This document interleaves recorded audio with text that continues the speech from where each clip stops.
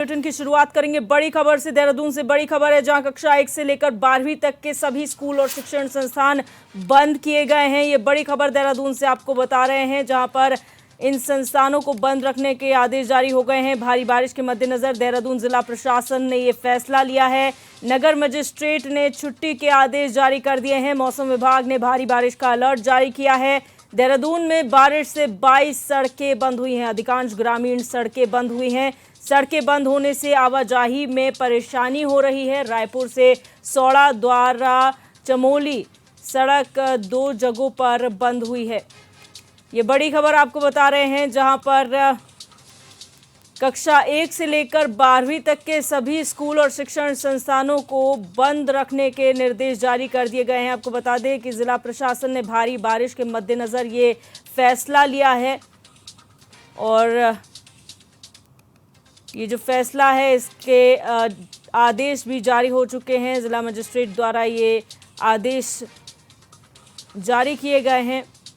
मैं आपको बता दें, मौसम विभाग ने भारी बारिश का अलर्ट जारी किया है, जिसके मद्देनज़र ये फैसला लिया गया है। वहीं देहरादून में बारिश के चलते 22 सड़कें बंद हुई हैं। अधिकांश जो सड़कें बंद हुई हैं वो ग्रामीण क्षेत्रों में हैं। सड़कें बंद होने से आवाजाही में लोगों को काफ़ी दिक्कतों का सामना करना पड़ रहा है। नदी नाले उफान पर हैं।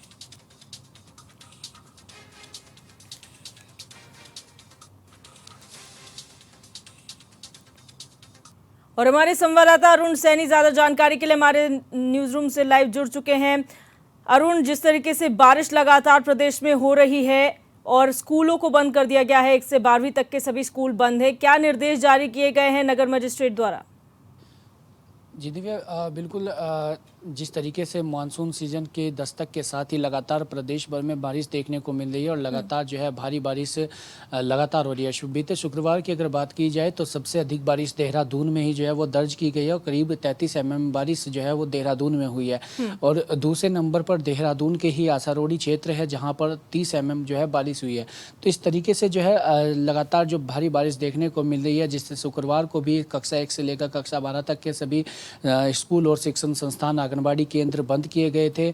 और इसी के साथ ही मौसम का पूर्वानुमान को देखते हुए जिस तरीके से आज भी देहरादून, बागेश्वर में ऑरेंज अलर्ट बारिश का जारी किया गया है। और ऐसे में इसको देखते हुए ही डिस्ट्रिक्ट मजिस्ट्रेट की तरफ से जो है आदेश जारी किए गए हैं और कक्षा 1 से लेकर कक्षा 12वीं तक के सभी स्कूल, संस्थान, आंगनबाड़ी केंद्र जो है वो बंद रहेंगे। क्योंकि कई जगहों पर ऐसा भी देखने को मिल रहा है कि देहरादून की अगर बात की जाए, राजधानी की, तो जगह जगह जलभराव की समस्या उत्पन्न होती है। कई क्षेत्रों में जो है आवाजाही भी ठप हो जाती है जलभराव के कारण और बच्चों को काफ़ी दिक्कतों का सामना भी करना पड़ता है स्कूलों में जाने के लिए और आंगनबाड़ी केंद्रों में जो है वो जाने के लिए। तो इसी को देखते हुए ये फैसला लिया गया है। और आज भी अगर बात की जाए तो करीब जिस तरीके से शुक्रवार को काफ़ी तेज़ बारिश जो है देहरादून में हुई और काफ़ी भारी बारिश जो है देहरादून में देखने को मिली, तो उसके बाद करीब 22 ऐसी सड़कें हैं जो बाधित हो चुकी हैं, जिसमें कि अधिकतर जो है ग्रामीण इलाके हैं। चकराता में 8 सड़कें बंद है, कालसी में कुछ सड़कें बंद है। तो वहीं रायपुर क्षेत्र की बात की जाए तो वहाँ पर भी ग्रामीण क्षेत्रों में कई ऐसी सड़कें हैं जो बंद है। तो ऐसे में इसी को लेकर के ये फैसला लिया गया है और बच्चों को स्कूल आने जाने में कोई दिक्कतों का सामना ना करना पड़े, तो इसको लेकर फैसला लिया गया है। और इसी के साथ साथ ही अगर उत्तराखंड की बात की जाए तो करीब 6 जिलों में मौसम विभाग के द्वारा बारिश का ऑरेंज अलर्ट और येलो अलर्ट जो है वो जारी किया गया है। इसी के साथ साथ भारी बारिश की चेतावनी भी जो है वो दी गई है। और इसी नदी नाले उफान पर हैं और ऐसे में नदी नालों के पास जाने से भी जो लोग हैं उन्हें हिदायत दी गई है कि वो नदी नालों के पास ना जाएं। और जो श्रद्धालु यहाँ पर पहुँच रहे हैं उन्हें भी साफ तौर पर हिदायत दी गई है कि वो अगर ज़रूरी है तो ही उत्तराखंड आए, क्योंकि जिस तरीके से लगातार बारिश हो रही है, 4 धाम यात्रा भी चल रही है, श्रद्धालु देश विदेश से यहाँ पर पहुँचते हैं। तो ऐसे में जो मार्ग हैं, मार्ग भी भूस्खलन के चलते बाधित हुए। तो ऐसे में कई घंटों तक जो है कई यात्रियों को इंतजार भी करना पड़ रहा है, काफ़ी परेशानियाँ भी हो रही है। तो ऐसे में मौसम विभाग की तरफ से खासतौर पर ये हिदायत भी दी गई है कि अगर किसी का ज़रूरी काम है तो ही वो आए। और ख़ास तौर पर ये हिदायत भी दी गई कि नदी नालों के पास जाने से लोग जो है वो बचे। इसी के साथ साथ शासन ने पूरी जो है मुस्तैदी के साथ टीमें भी अलर्ट मोड पर रखी हैं और जहां नदी नाले हैं वहां पर टीमें भी लगाई गई हैं, सुरक्षा बल तैनात किए गए हैं। और 4 धाम यात्रा रूट की ही बात की जाए तो जगह जगहों पर जो है सुरक्षा बल तैनात किए गए हैं, ताकि जिस तरीके से देखा गया बद्रीनाथ हाईवे की भी बात करें मार्ग की, तो वहाँ पर भी भूस्खलन हुआ। कई दिनों तक जो है 2 से 3 दिनों तक यात्री फंसे रहे। यमुनोत्री की बात करें करें जिस तरीके से बादल फटने से काफ़ी बाढ़ जैसे जो वो है वहाँ पर पूरी तस्वीरें सामने आई, लोगों को काफ़ी परेशानियाँ भी हुई। हालांकि वहाँ पर कोई जनहानि ऐसी नहीं हुई। तो ऐसे में खतरे के निशान से ऊपर भी जो है गंगा बह रही है। तो इस तरीके की तमाम चीज़ों को देखते हुए ये फैसले लिए गए हैं और ख़ास तौर पर सुरक्षा बल पूरा तैनात किया गया है। पूरी पुलिस बल जो है तैनात है और 24 घंटे अलर्ट मोड पर अधिकारियों को रहने के निर्देश भी जो है वो दिए गए हैं। अच्छा, कावड़ यात्रा भी चल रही है और चरम पर कावड़ यात्रा यहाँ पर हरिद्वार में चल रही है। ऐसे में वहाँ पर क्या माहौल है और जिस तरह से मौसम विभाग ने अलर्ट जारी किया है उसको मद्देनजर रखते हुए प्रशासन की तैयारियां कावड़ को लेकर क्या है? जी दिव्या, बिल्कुल देखिए, कावड़ यात्रा चल रही है और कावड़ यात्रा में भी भक्त दूर दूर से आते हैं और बड़ी संख्या में जो है भक्त हरिद्वार पहुंचते हैं। तो ऐसे में बारिश काफ़ी ज़्यादा हालांकि हो रही है। पुलिस प्रशासन पूरा जो है तैनात किया गया है, उसको लेकर तैयारियां हालांकि शासन प्रशासन के द्वारा की गई है। और ऐसे में जो भी यात्री हैं उन्हें कोई दिक्कतों का सामना ना करना पड़े उसके लिए जगह जगह पर सुरक्षा बल भी तैनात है। और कहीं पर किसी को अगर ऐसी कोई परेशानी भी हो रही है तो खुद जो है उन्हें रास्ता पार कराया भी जा रहा है पानी में, क्योंकि काफ़ी जल भराव की समस्या भी हरिद्वार में देखने को मिलती है। तो ये तमाम ऐसी चीज़ें जिनको देखते हुए हालांकि कावड़ यात्रा में कोई ऐसी दिक्कतों का सामना ना करना पड़े, क्योंकि कुछ कावड़िए जो है ऋषिकेश भी जाते हैं, गंगोत्री, यमुनोत्री, केदारनाथ, नीलकंठ भी जाते हैं। तो ऐसे में कोई दिक्कतों का सामना ना करना पड़े इसको लेकर सुरक्षा बल तैनात किया गया है और प्रशासन की तरफ से जो है तैयारियों भी जो है पुख्ता की गई है और लगातार जो है पुख्ता तैयारियों के दावे भी जो है वो किए जा रहे हैं। बहुत शुक्रिया अरुण हमारे साथ जुड़ने के लिए और तमाम जानकारी साझा करने के लिए। और अब रुक करेंगे बड़ी खबर का। लखनऊ से बड़ी खबर है जहां 28 जुलाई को सपा कार्यालय में बड़ी बैठक होने जा रही है। ये बड़ी खबर आपको बता रहे हैं, विधायकों की बैठक लेंगे सपा प्रमुख अखिलेश यादव। विधानसभा के नेता प्रतिपक्ष का भी ऐलान इस बैठक में हो सकता है। बैठक के बाद नाम पर मुहर लग सकती है। 29 जुलाई से यूपी विधानमंडल का सत्र शुरू हो रहा है। सत्र से पहले अखिलेश विधायकों के साथ रणनीति बनाने वाले हैं। ये बड़ी खबर आपको बता रहे हैं जहां पर सपा प्रमुख अखिलेश यादव एक महत्वपूर्ण बैठक लेने वाले हैं। लखनऊ से ये बड़ी खबर आपको बता रहे हैं, 28 जुलाई को सपा कार्यालय में बड़ी बैठक होगी। तमाम विधायक इसमें शामिल होंगे और ऐसा माना जा रहा है कि इस बैठक में विधानसभा के नेता प्रतिपक्ष का ऐलान हो सकता है और बैठक के बाद इस नाम पर अंतिम मोहर लग सकती है। यानी कि 29 जुलाई से जो यूपी का मानसून सत्र शुरू हो रहा है उससे पहले ये महत्वपूर्ण बैठक होगी जिसमें तमाम विधायकों के साथ अखिलेश यादव रणनीति बनाएंगे।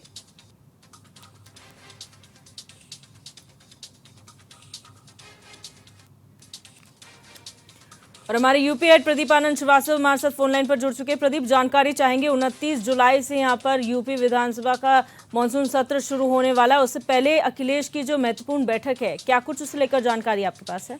देखिए दिव्यदर्शनी, जिस तरह से अखिलेश यादव का 9 सीट से जीत कर और फिर सदन में गए हैं, उनकी जगह फिर नेता प्रतिपक्ष का जो जगह है वो पूरी तरह उत्तर प्रदेश में खाली है। मानसून सत्र शुरू होने जा रहा है। ऐसी स्थिति में विपक्ष की जिम्मेदारी बनती है कि वो नेता प्रतिपक्ष का चुनाव करे। 2 दिन महज रह गए हैं, तो निश्चित रूप से इस बैठक में ये सबसे बड़ा एक मुद्दा होगा कि नेता प्रतिपक्ष किसे बनाया जाए।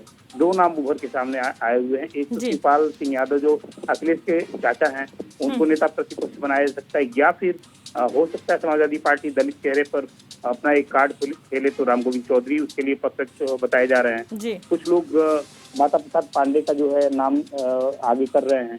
खेमेबाजी जारी है समाजवादी पार्टी में, लेकिन ये बैठक के बाद तय हो जाएगा कि नेता प्रतिपक्ष जो हाउस का है वो कौन होगा। ये 3 नाम सबसे आगे चल रहे हैं। इन तीनों नामों में से किसी एक की घोषणा हो सकती है। इसके अलावा जो उपचुनाव है उत्तर प्रदेश में 10 सीटों पर उपचुनाव है, उन उपचुनाव में समाजवादी पार्टी किस तरह से चुनाव जीतेगी, किस तरह से सत्ता पक्ष का मुकाबला करेगी, इस पर भी चिंतन मनन और मंथन होगा।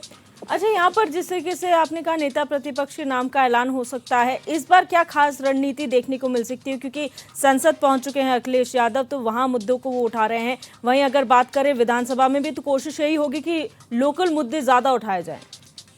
बिल्कुल दिव्यदर्शनी, आपने सही कहा। लोकल मुद्दे समाजवादी पार्टी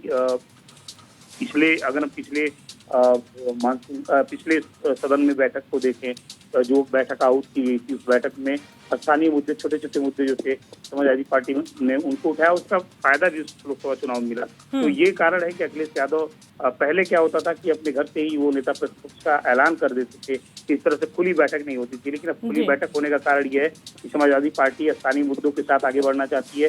2027 का एक बड़ा जो है सिनेरियो समाजवादी पार्टी के सामने है। इसके अलावा अगर बात करें तो नेता प्रतिपक्ष की बहुत बड़ी जिम्मेदारी हो जाती है सदन में, हाउस में।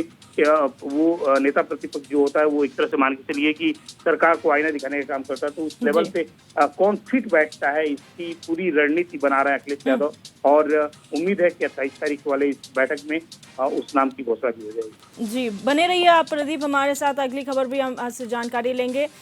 और बड़ी खबर का रुख करेंगे लखनऊ से, जहां ऋत्विक पांडे के घर जाएंगे सपा के 4 ब्राह्मण नेता। ये बड़ी खबर आपको बता रहे हैं। ऋत्विक पांडे की हत्या के विरोध में लामबंद हुई है सपा के ब्राह्मण नेता मोर्चा संभालेंगे। 21 जुलाई को लखनऊ के बंथरा में हत्या की गई थी ऋत्विक पांडे की, जिसके बाद अब सपा लामबंद हो चुकी है। कल ऋत्विक के घर जा सकता है सपा का प्रतिनिधिमंडल। ये बड़ी खबर आपको बता रहे हैं, जहां पर लखनऊ में ऋत्विक पांडे की हत्या के प्रकरण के बाद अब सपा एक्टिव मोड में नजर आ गई है, जहां पर सपा के 4 ब्राह्मण नेता ऋत्विक पांडे के घर जाएंगे। लगातार लामबंद हो चुकी है सपा इस हत्या के विरोध में, और सपा के ब्राह्मण नेता मोर्चा संभालेंगे। 21 जुलाई को लखनऊ के बंथरा में ही हत्या हुई थी। प्रदीप आनंद श्रीवास्तव हमारे यूपी हेड लगातार हमारे साथ बने हुए हैं। प्रदीप, क्या जानकारी है इस पूरे मामले को लेकर और सपा का क्या रुख है इसमें? देखिए दिव्यदर्शिनी, ऋतिक पांडे नाम के युवक की हत्या बिजली के विवाद में 21 जुलाई को हुई थी, जिसको लेकर जो प्रशासन है उसने जो है तत्काल कार्रवाई की थी। लेकिन विपक्ष की इसको जातिगत रंग देने पे पूरी तरह से जुड़ गया है।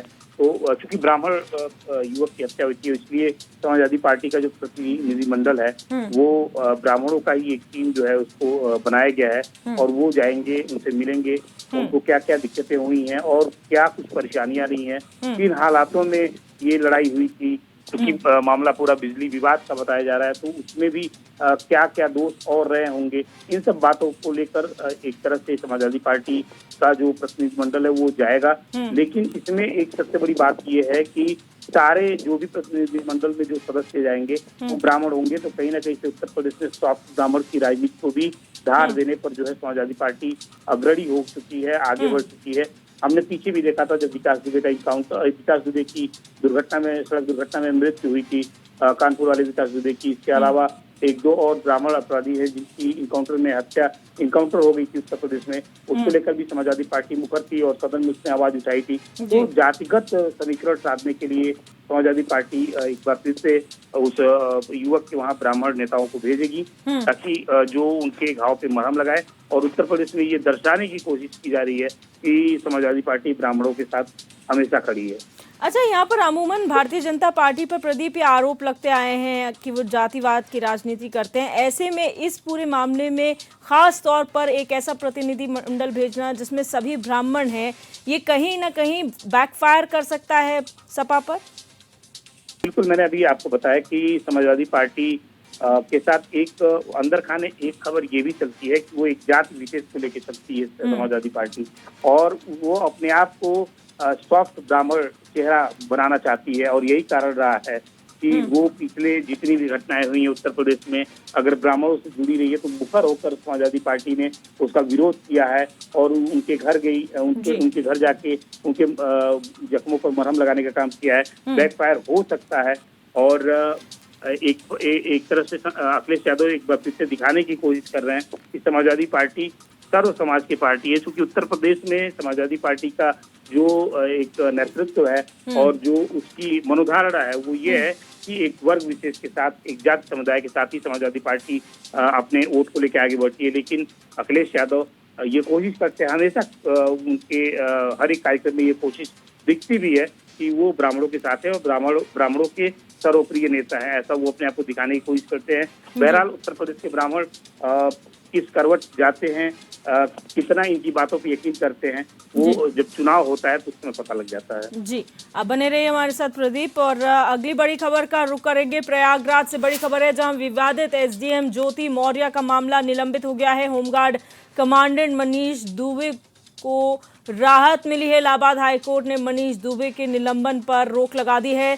जस्टिस जे मुनीर की सिंगल बेंच में सुनवाई हुई थी इस मामले की, और मनीष को पिछले साल जांच के बाद निलंबित कर दिया गया था। मनीष दुबे ने इलाहाबाद हाईकोर्ट में दाखिल की थी याचिका दाखिल कर अपने निलंबन को चुनौती दी थी। हाईकोर्ट ने एसीएस होमगार्ड, डीजी होमगार्ड से जानकारी मांगी थी और 2 हफ्ते में कोर्ट में दाखिल करने को जो होगी वहाँ पर जानकारी जो है वो दाखिल करने को कहा है।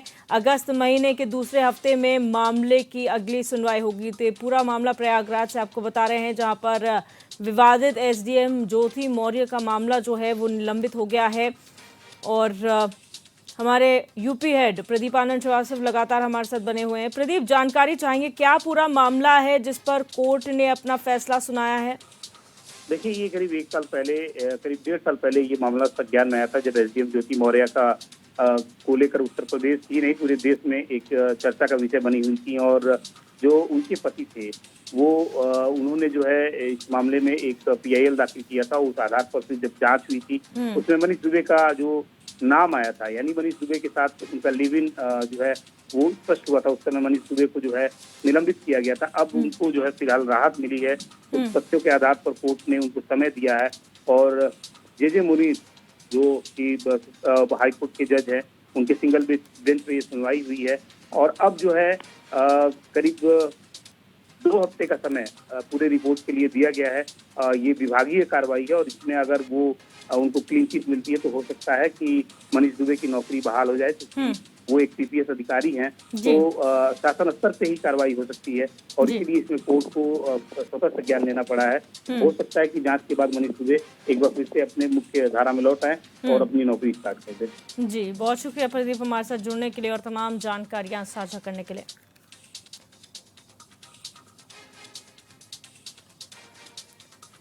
बढ़ते हैं आगे। फातिमा स्कूल में तेंदुआ होने का सीसीटीवी फुटेज सोशल मीडिया पर वायरल हो रहा है। 17 जुलाई को पहली बार तेंदुआ स्कूल में देखा गया था। स्कूल प्रशासन उसके बाद भी लापरवाही बरतते हुए नजर आया। वहीं अब दोबारा तेंदुआ देखने के बाद स्कूल प्रशासन हरकत में आया, जिसके बाद वन विभाग ने मोर्चा संभाल लिया है। वन विभाग की टीम ने देर शाम स्कूल परिसर में 2 जगहों पर पिंजरे लगाए थे और तेंदुए को पकड़ने के लिए कैमरा ट्रैकिंग डिवाइस भी लगाए।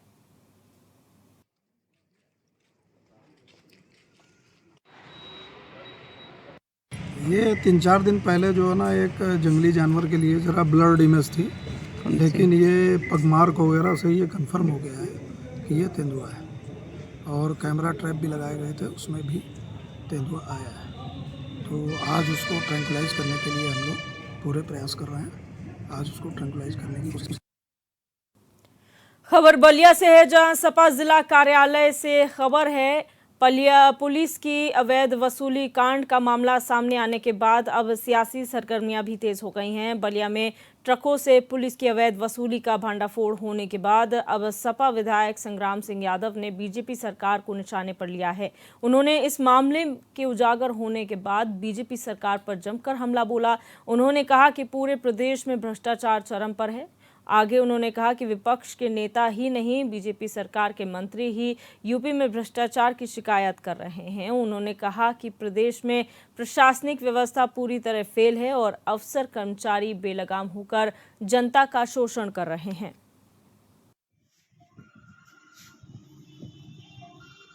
जब से मैंने विधानसभा में सवाल उठाया उसके बाद से ये पैसा कहाँ जा रहा था, केवल बालू का। अभी मैंने उठाया था कि शराब की तस्करी यहाँ से होती है, जानवरों की तस्करी होती है। केवल बालू का छापा मार के इतनी बड़ी कार्रवाई अगर की गई है तो सोचिए। और एक थाना, ये तो नमूना है थाने का। दूसरी चीज़ें मैं ये कहना चाहता हूँ कि आज तक के इतिहास में कभी पुलिस को देख करके पुलिस को भागते हुए मैंने नहीं देखा। एडीजी साहब ने स्वीकार किया कि मैंने 2 पुलिस पकड़ा और 3 पुलिस फरार हो गए। दरोगा थाना कूद करके फरार हो गया। एडीजी आए, डीआईजी आए, तो पहले मैंने देखा था कि डीआईजी और आईजी और एडीजी का स्वागत होता था थाने पर चूना लगाया जाता था, पूरा पुलिस महकमा उनके स्वागत में खड़ा रहता था। पहली बार हुआ है कि चोर की तरफ पुलिस भाग रही है। समाजवादी पार्टी के विधायक संग्राम सिंह, उन्होंने विधानसभा में इस बात को रखा था, तो ये एक जगह के भ्रष्टाचार का तो खुलासा हुआ है। उत्तर प्रदेश के न जाने किस किस कोने में कितने बड़े पैमाने पर भ्रष्टाचार चल रहा है, और जो लोग ये होर्डिंग भी पढ़ेंगे या जो हेडलाइन अखबारों में छपी है, बड़ी मुश्किल से ऐसी हेडलाइन अखबारों में मिलती है, पुलिस ही डाकू, बड़ी मुश्किल से अखबारों की हेडलाइन ये मिलती है, पुलिस ही डाकू हर दिन 15 लाख वसूल रही है। सोचिए आप, अगर अखबार ये मजबूरी में लिख रहा है कि वो परेशान होकर के लिख रहा है, और मुझे ऐसा लग रहा है कि हमारे अखबार के लोग भी अब अपनी जिम्मेदारी निभाने लगे हैं। एनसीआर की तर्ज पर लखनऊ से जुड़े जिलों को मिलाकर एनसीआर की घोषणा के साथ ही रायबरेली की सूरत संवारने की कोशिश शुरू हो गई है। इसी के तहत जिलाधिकारी ने रमणीय रायबरेली का लोगो जारी करते हुए इसके सौंदर्यीकरण को लेकर 6 महीने का रोस्टर जारी कर दिया है। शहर को सुंदर बनाने के लिए नगरपालिका परिषद ने सिविल लाइन चौराहा, राजघाट तिराहा, झलकारी बाई डीएम रेजिडेंसी, राजघाट तिराहा समेत कई जगहों के लिए कार्य प्रारंभ कर दिया है। साथ ही इन जगहों पर स्ट्रीट लाइट्स, सेल्फी पॉइंट्स भी बनाए जाएंगे।